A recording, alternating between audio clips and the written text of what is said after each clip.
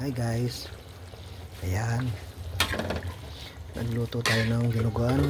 Ayan oh. Yaming dinugan. May labong.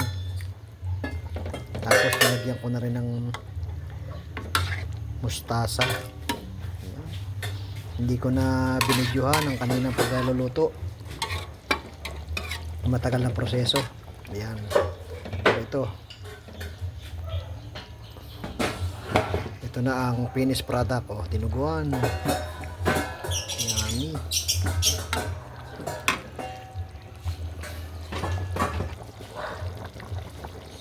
Yummy ang aking dinugan, ano, ang sarap nito.